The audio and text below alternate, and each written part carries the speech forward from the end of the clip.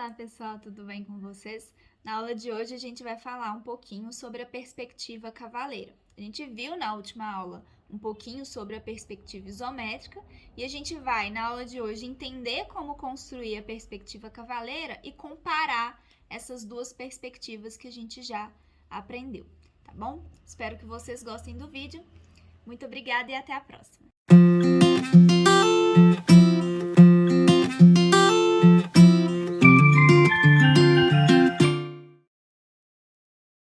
Na última aula, a gente conversou sobre as perspectivas, que é uma forma da gente representar no papel algo que dê a impressão de ser tridimensional, né? Que dê a impressão aí de largura, altura e profundidade. E a gente falou sobre a perspectiva isométrica, fizemos até um exercício, e nessa aula a gente vai falar sobre a perspectiva cavaleira. Além dessas duas, a gente ainda tem a perspectiva cônica, que é aquela que mais se aproxima da realidade, do aspecto real do objeto, mas a gente não vai tratar da perspectiva cônica nesse curso. Então, falando um pouquinho da perspectiva cavaleira, né? Essa perspectiva tem uma característica um pouco diferente daquela que a gente viu lá em perspectiva isométrica. Para fazer a perspectiva cavaleira, a gente precisa utilizar ou um papel que seja com a malha, né, para perspectiva, com as linhas inclinadas de acordo com o ângulo, ou a gente vai utilizar aquele papel com a régua que eu ensinei para vocês a montar, né, para utilizar uma base lá como guia. Então, a primeira coisa que eu vou fazer é representar a face frontal do meu objeto na escala que eu desejar, né, com o tamanho passando da escala real para a escala da representação. Então, essa face aqui vai ter a proporção correta das dimensões, altura, largura e altura e largura. Essas arestas que estão inclinadas aqui, que podem estar inclinadas em ângulos de 30, 45 e 60 graus, elas vão ter uma profundidade, mas elas vão ter que ter um fator de adequação, né? Então, basicamente, o que a gente tem?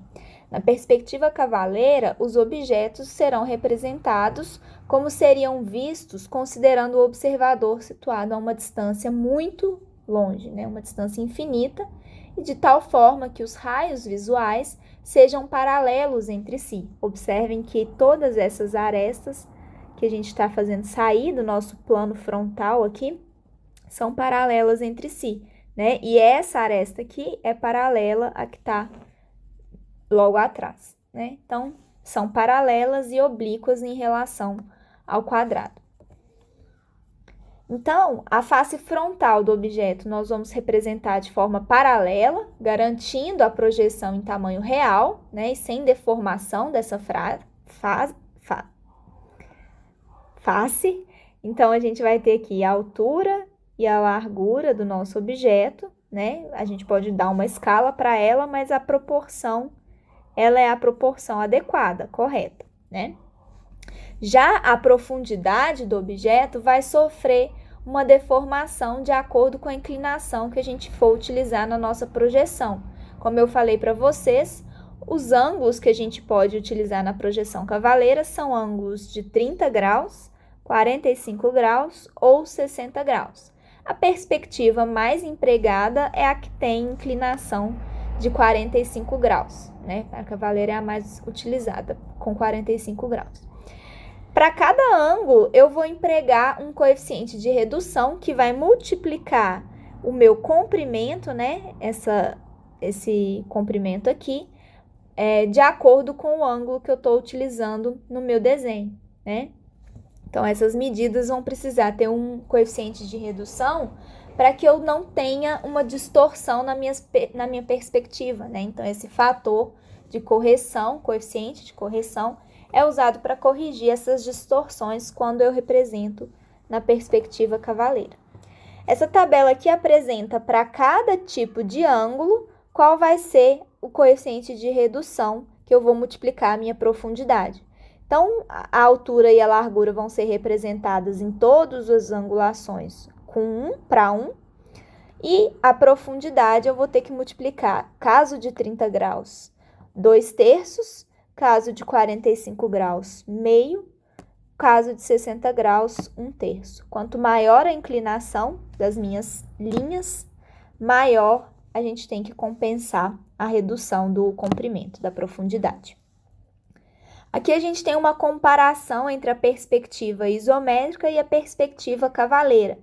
Percebam que na perspectiva isométrica, a gente começa a desenhar com base nos nossos eixos isométricos, que estão inclinados de 30 graus, certo? Na perspectiva cavaleira, e nesse caso, na isométrica, todas as dimensões vão manter a sua proporção, né? Vão ficar com a medida correta.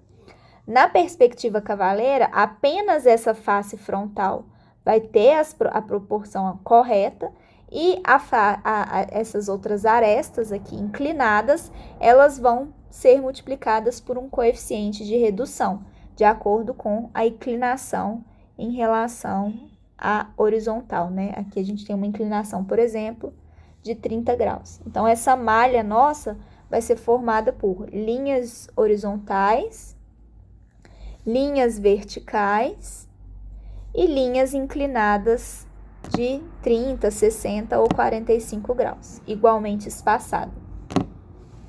Aqui a gente tem um objeto e a gente vai representá-lo na perspectiva cavaleira e na perspectiva isométrica. Na perspectiva cavaleira, a gente vai ter a representação dessa forma, né? Observem aqui o eixo isométrico representado. A gente pode representar tanto com essa face frontal para cá, quanto com essa face frontal inclinada para cá, né? Então, nosso eixo isométrico estaria aqui, por exemplo. Pode ter essas duas formas de representar. Na perspectiva cavaleira, a gente pode inclinar com 30, 45 e 60 graus. Então, cada vez mais que eu aumento a inclinação da minha face lateral, menor vai ser a profundidade do meu objeto, né? Porque eu estou aplicando aqui um coeficiente de redução de 2/3, meio e 1/3, para o caso de 60 graus. Bom, eu indico para vocês assistirem esse vídeo do professor Marconi Ehringer. Ele ensina a fazer uma perspectiva cavaleira de um prisma, né, cúbico.